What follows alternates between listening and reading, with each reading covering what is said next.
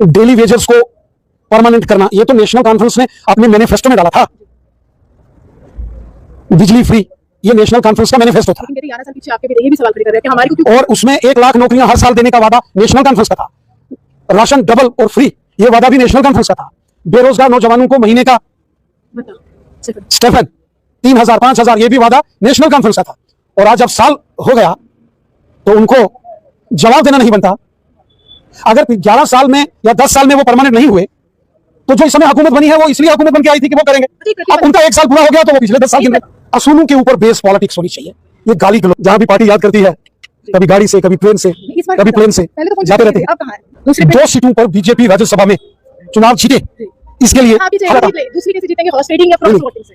अनुमान तो यही है, आपके पास नंबर नहीं है ना उस प्रकार के, तो लोग कह रहे हैं कि आपको कैसे पता कि नंबर नहीं है? इंडिपेंडेंट कैसे आएंगे आपके साथ? इंडिपेंडेंट तो वोट भाजपा के खिलाफ ही मिला। आप सुनत से दुखी बीजेपी को अपील करेंगे, सजाद लोन जी को करेंगे, क्योंकि बी पार्टी थी एक टाइम में सजाद लोन जी। देवयानी राणा जी का नाम सबसे आगे चल रहा है, लेकिन आपके पैनल की जो आपकी कोर कमेटी है वहां पर भी कुछ नामों पर चर्चा हुई है। कुछ पुरानी खिलाड़ी है सियासत के, वो भी चाहते हैं कि हम आगे आए, तो इस बार कैसी रणनीति रहेगी नगरोटा के लिए? नगरोटा जो है, जो विधानसभा है, वो पूरे देश में अपने मन की बात बताओ। प्रधानमंत्री की मन की बात की तस्वीरें बड़ी पोस्ट करते हो, आप जाना चाहते हो? प्रधानमंत्री जी भी जब मन की बात करते हैं तो वो आम जनमानस के मन की बात करते हैं। आप अपने बताओ आज। तो हम भी अपने मन की बात करते हैं। तो हम तो मंशा है आपकी? हमारे मन की ये मंशा है कि भारतीय जनता पार्टी कम से कम 2 सीटों पर जीतनी चाहिए। पहले पे कौन? भाजपा। दूसरे पे 2 सीटों पर बीजेपी राज्यसभा में चुनाव जीते, इसके लिए हम कोशिश करें। बता रही कि मंद मुस्कुरा रहे हैं, मन में लड्डू फूट रहे हैं कि नाम सबसे आगे। देखिए, मैं एक बड़ा पॉजिटिव आदमी हूँ और वैसे भी सकारात्मक सोचता हूँ, अच्छा सोचता हूँ, कभी किसी का बुरा नहीं सोचता, अच्छाई पर काम करता हूँ, लोगों का भला करता हूँ, इसलिए मुस्कुराता रहता हूँ, खुश रहता हूँ। दूसरी कैसे जीतेंगे? हॉर्स ट्रेडिंग या क्रॉस वोटिंग से? अनुमान तो यही है, आपके पास नंबर नहीं है ना उस प्रकार के, तो लोग कह रहे हैं कि आपको कैसे पता कि नंबर नहीं है? इंडिपेंडेंट कैसे आएंगे आपके साथ? इंडिपेंडेंट कैसे? भाजपा के खिलाफ ही मिला। अब चूंकि 1 साल नेशनल कॉन्फ्रेंस की सरकार को हो गया है, तो जो इंडिपेंडेंट या जो बाकी के दल हैं उन्होंने देख लिया। आपकी भाषा नहीं बोलते हैं, इसलिए अनुमान लगाया जा रहा है हॉर्स ट्रेडिंग या क्रॉस वोटिंग। लेकिन उन्होंने 1 साल नेशनल कॉन्फ्रेंस की सरकार का सबने देख लिया। जो वादे इलेक्शन में किए गए थे, जिन वादों के ऊपर उनको वोट मिला था, जिन वादों के ऊपर सरकारें बनी थी, उनमें से तो कोई वादा पूरा नहीं हुआ। इसलिए जितने भी आजाद उम्मीदवार हैं, इंडिपेंडेंट्स जीत कर आए थे, वो आज इस हुकूमत से दुखी। बीजेपी को अपील करेंगे, सजाद लोन जी को करेंगे, क्योंकि बी पार्टी थी एक टाइम में सजाद लोन जी। देखिए, मुझे लगता है कि इस प्रकार की बातचीत करना ठीक नहीं है। तो है इस बात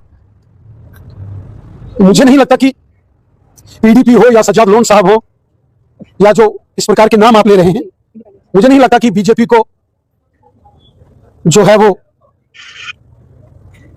इस प्रकार की कोई नहीं विचार करना पड़ेगा। मानी जा रही है इस समय, और देवयानी राणा जी का नाम सबसे आगे चल रहा है, लेकिन आपके पैनल की जो आपकी कोर कमेटी है वहां पर भी कुछ नामों पर चर्चा हुई है। कुछ पुरानी खिलाड़ी है सियासत के, वो भी चाहते हैं कि हम आगे आए, तो इस बार कैसी रणनीति रहेगी नगरोटा के लिए? नगरोटा जो है, जो विधानसभा है, वो भारतीय जनता पार्टी का घर है, पारंपरिक घर, जिसको ट्रेडिशनल वेस्टर्न वो बीजेपी का रहा है। और मुझे लगता है कि जितनी बड़ी जीत 2024 में हुई थी, इससे भी बड़ी जीत 2025 के बाई इलेक्शन में नगरोटा से होगी। बड़गाम में पिछली बार हमने चुनाव नहीं लड़ा था, इस बार हम चुनाव लड़ेंगे और मुझे लगता है कि वहां भी बीजेपी को अच्छा सपोर्ट मिलेगा। एक सवाल है, राजनीति से प्रेरित है। चंद मिनट पहले डिप्टी सीएम सुरेंद्र चौधरी के बोल कर दिए, उन्होंने एलओपी साहब को लॉलीपॉप लीडर कहा है, उन्होंने कहा कि इनका नार्को टेस्ट करवा लीजिए, इस तरह की भाषा है। सेकेंडरी उन्होंने ये कहा है कि एलजी नहीं जो है एलओपी कर रहे हैं, बिजनेस फाइल जो है उन्होंने छुपा दी। राजनीति में एक दूसरे से वैचारिक मतभेद होता है।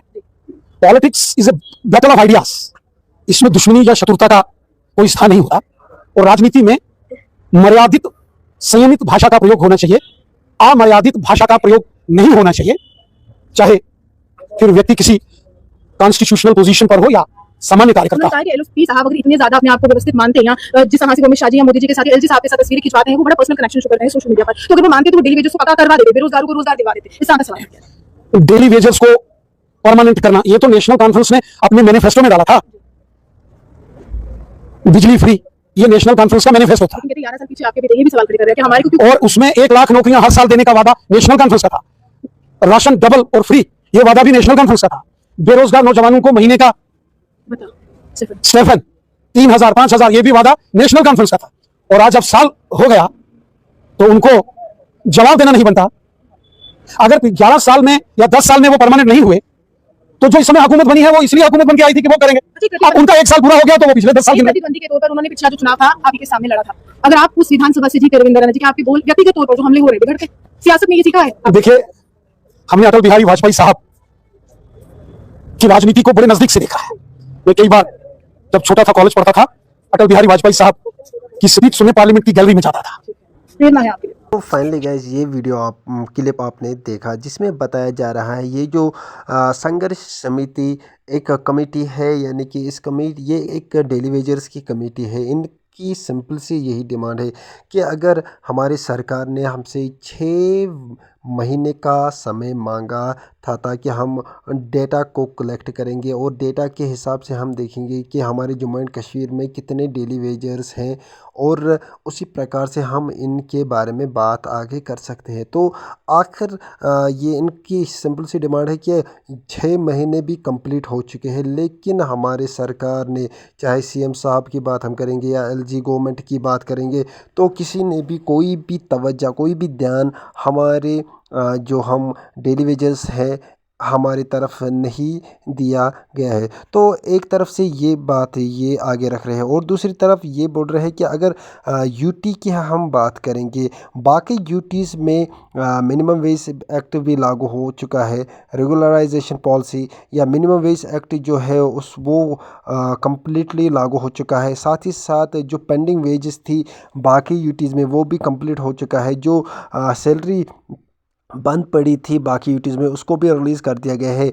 उसी प्रकार से ये दो तरह के व्यवहार क्यों हो रहे हैं, तो ये भी एक यूटी है जम्मू एंड कश्मीर। तो यहाँ पर ऐसा कुछ क्यों नहीं देखने को मिल रहा है, ना ही यहाँ पर मिनिमम वेज एक्ट लागू हो रहा है, ना ही रेगुलराइजेशन पॉलिसी शुरू हो रही है और ना ही यहाँ पर जो हम डिमांड कर रहे हैं यानी कि रेगुलराइजेशन वो भी यहाँ पर नहीं हो रहा है। और साथ ही साथ बताया जा रहा है कि ये जो हमारे सीएम साहब ने, इन्होंने 6 मंथ्स का समय भी मांगा, लेकिन उसके बावजूद भी वो 6 मंथ्स कंप्लीट हो चुके, लेकिन कोई भी ऑफिशियली कार्रवाई उस पर नहीं किया गया है। तो यहाँ पर अगर हम बात करेंगे लगभग 60,000 PH ये डेली वेजर्स है हमारे जम्मू एंड कश्मीर में। और साथ ही साथ एसपीओज़ अगर हम एसपीओज़ भाई बहनों की बात करेंगे 46,000 है। और इसी तरह से आंगनवाड़ी वर्कर्स है, आशा वर्कर्स है,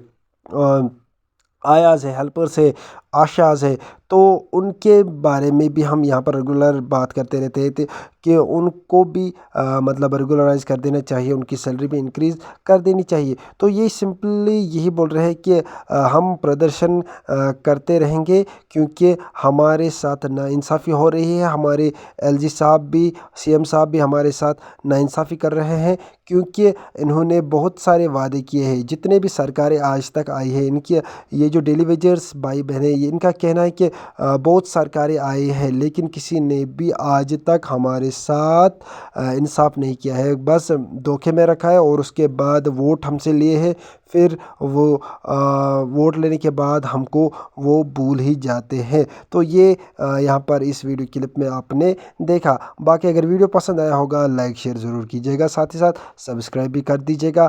चैनल को ज़्यादा से ज़्यादा सब्सक्राइब कर देना और press bell icon for latest new updates. और साथ ही साथ फेसबुक पेज को भी फॉलो कीजिएगा, उसका लिंक इस वीडियो के डिस्क्रिप्शन में पड़ा है। साथ ही साथ टेलीग्राम चैनल को भी ज्वाइन कीजिएगा, उसका लिंक इस वीडियो के